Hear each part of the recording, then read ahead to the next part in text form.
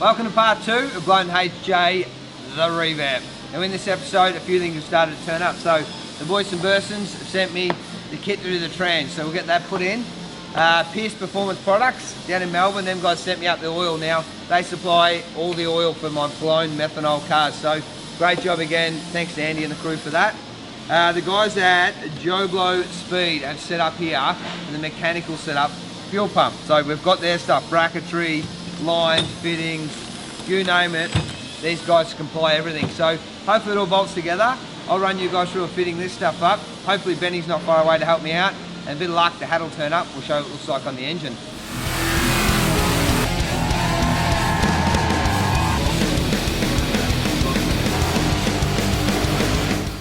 Alright, so my first job here is I'm going to set up the mechanical fuel pump. Now to do that, I want to mount my extension on the front of the crank there with this awesome little setup. So very adjustable, great idea. 3 grub screws, so once it's tight we should be all good. So I'll gently slide that up and down. As you can see, we'll be able to set the belt, which I'll run you through shortly. Now they've made their own customised bracket here, as you can see. So 2 bolts go on the driver's side of the block, that'll slide in and out. The pump bracket will bolt to the front of the aluminium bracket there, and we'll set the pump width. So I'm going to do all that for a start. Now the pump, I didn't get off them guys, but they can supply it, I believe. We had to get it through another company, it's second hand, but it's never been used, so that should be all good. So what I'll do is now, I'll whip the bolts out of the front of the crank. The ones that cost me at Summernats on the Sunday, the same style bolts. So I want to make sure, upgrade them, and we don't have any other bad memories.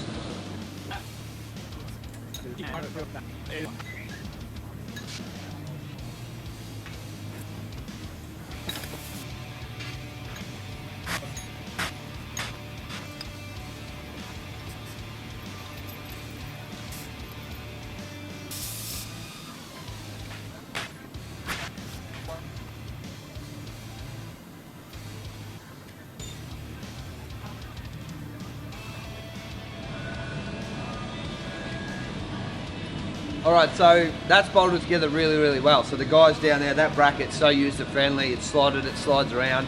So I mounted that up now. You don't have to do this, but I'm going to do it for the fact is, I still shed a tear watching the Summernats footage where these 6 Allen key heads come loose, sheared off, and that's what cost me the Sunday at Summernats. Now, I had to shut it down. You guys may not remember, but it runs through my head a fair bit. So.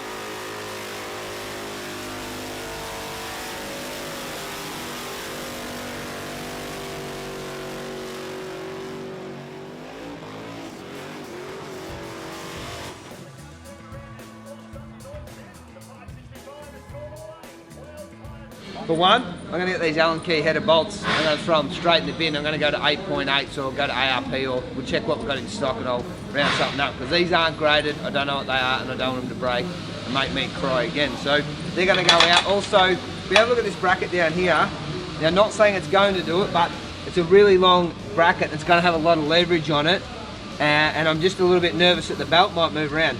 Like I said, it probably won't. The kit's really good and it's good quality, but for extra insurance, I'm gonna make a little stay. Now what my thought is here, I'll get one of the guys, a better fab guy than I am, but prime joints, I'm gonna set it up. So I'm thinking we'll run a bracket underneath, probably from the alternator here, so something that's super strong, but I want it to be nice and easy and nice and quick to make. So prime joint at each end, probably drill and tap or maybe weld a gusset onto that aluminium bracket. We'll strengthen it right up and we'll see how we go.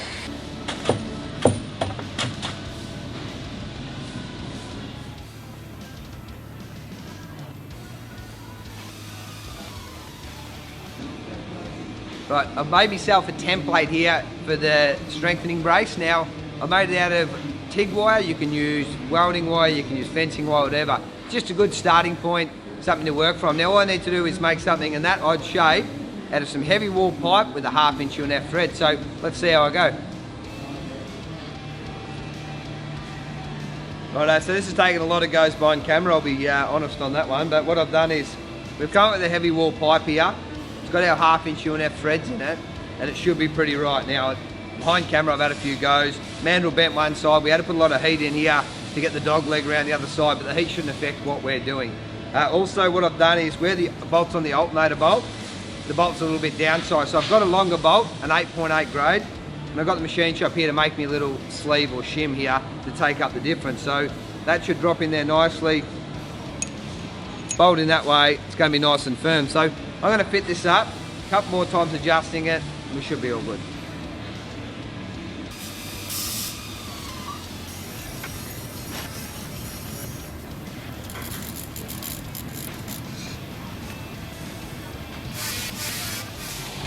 Righto, so here I have my new Magna Fuel pump, which is half ripped and the box is damaged, but hopefully the pump's all good. Instructions, we'll keep that.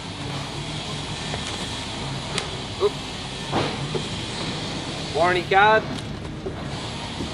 Now the reason we use the Magna Fuel pumps, as Benny's mentioned, we've used more other cards, they've been reliable, never had a drama. So with the pump set up here, I will mount it down the bottom here where the original pumps were. I've still got the wiring there, so it'll be plenty big enough. We rewired this car when we got it a couple of years ago. So now with the pump, it gives me a bit of a diagram of what I've got to do and how I've got to plumb it up. So obviously I feed from the tank, one comes out and it feeds the front tank, and we have our bypass to go back into the tank. So now onto that, I'll sit that out of the way. Once I mount the pump down here in the corner out of the way, we are going to have to run our bypass up into here. We're going to have to run the return from the front tank back to this side. Now, the issue I have with this is I've run out of fittings for the breather, but there's a way around it. Now, there's a small breather already in the cap, but it will not be big enough. So what I've done is I've got a couple of vents, a couple little caps. What we're going to do here is we're going to drill and tap the cap, which we've already looked at, run it through so it will breathe. So they're 1/4 inch holes inside them. That'll be enough to let the air in and out without splashing the fuel around. So that's what my job is. I'm going to get this pump all mounted up. I'll get it wired up, but something's a little bit more exciting than the pump. My old mate's just turned up and he has something to show us. Alright guys, so the hatch just rocked up from BG Engines in Sydney, so we'll grab a couple of bolts and we'll sit her on there.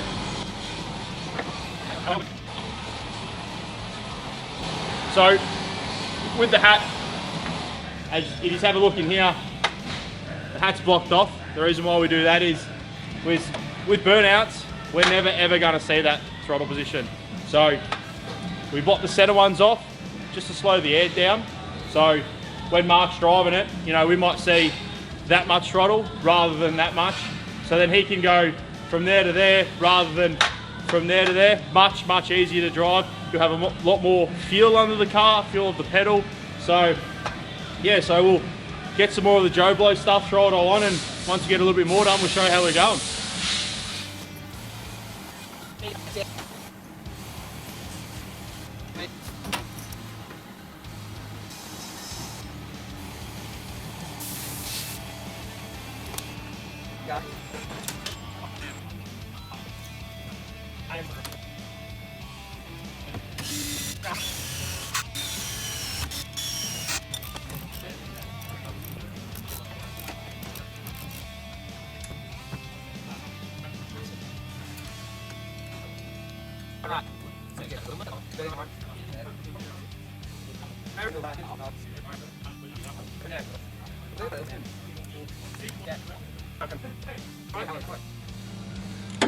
Alright guys, the guys at the fabrication shop have just made me up a little bracket to put this distribution block on. What that's for is for the port nozzles. So all these lines will go to, I'll come around this side so you can see it a bit better.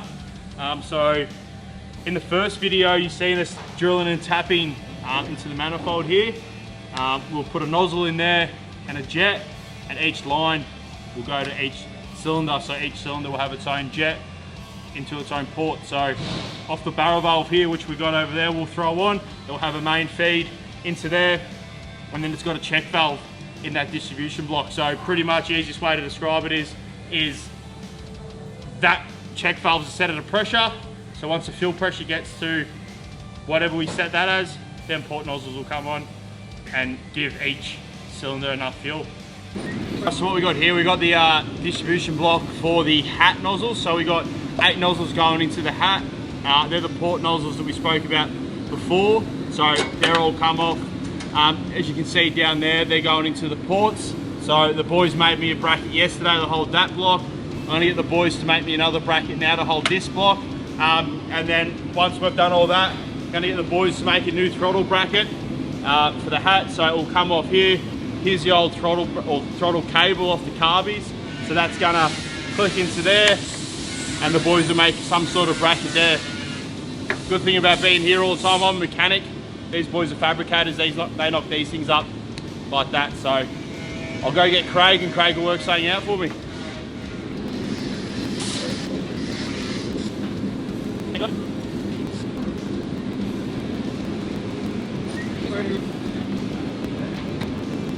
All right guys, the bungs have been welded up. The boys just got it back from the paint shop, just give it a lick of black. So we'll throw it in the car now and start finishing off the lines for the rest of the fuel system.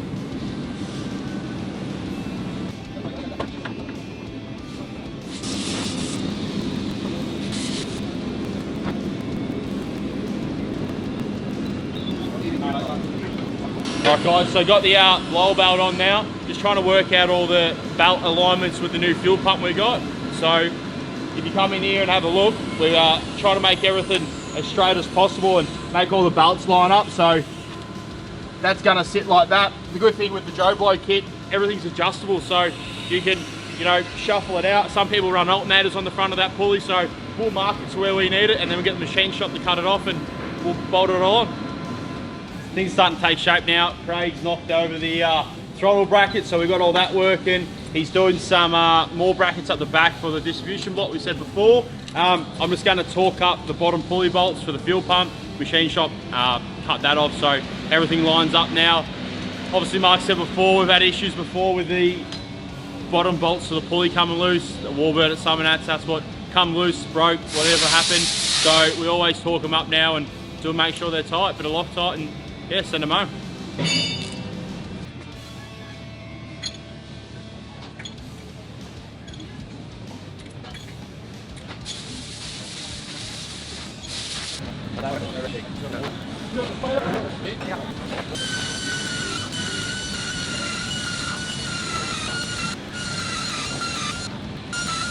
Alright guys, so just car's getting really close now. Mark's done all the fuel lines and the fuel pumps at the back.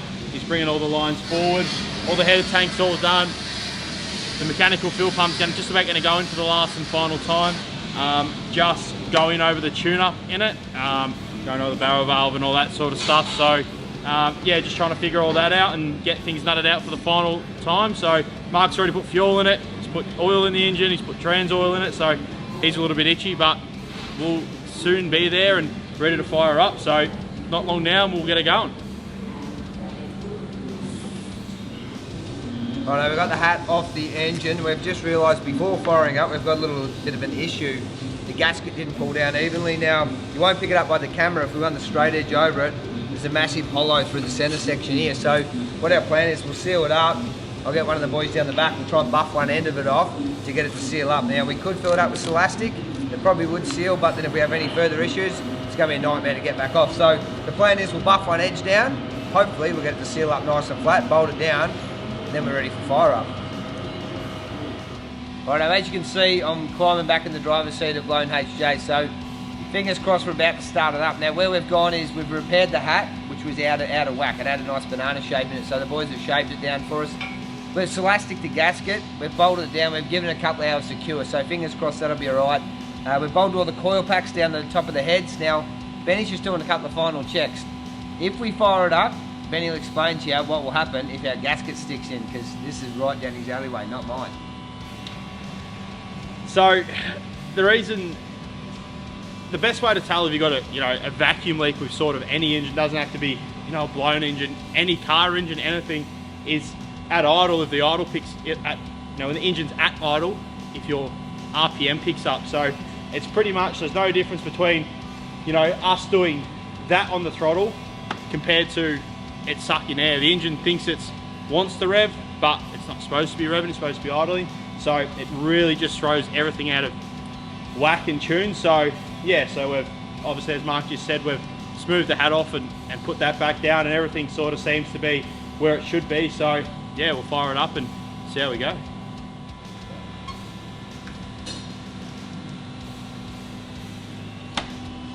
So that does. All good?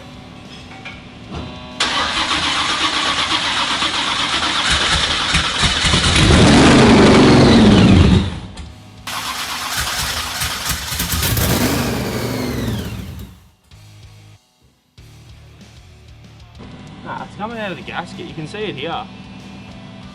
Like, it is pumping out. Alright, so what we're looking at there is we've got fuel seeping on the side there, which is coming out between the gasket, which we've sealed it up. We thought we'd give it enough time, but when you buy something second hand, you're always going to have a few glitches. So obviously, as Ben's explained, if it's going to suck in air in there, it's going to cause us major drama. So I think what we're doing, we're going to pretty much, I reckon, give this a wrap for episode 2. We're running out of time. There's a fair bit happening. I think Chevy will get a whole episode. So the car's together. It's looking good, Benny, but... Yeah, just the hat won't seal. We put 2 gaskets on it. We put silicone on it. We've tried sort of pretty much everything. So, yeah. We'll whip it. I reckon what we'll do is, it'll be off camera. We'll take it off. We'll probably re-sand the thing, re-gasket, make a new one, bolt it all back down. Give her a day or 2, let it seal, or hopefully maybe even tomorrow afternoon we'll try and fire it up again. So, look, we'll wrap it. Thanks for watching. Like, subscribe below. See you again soon.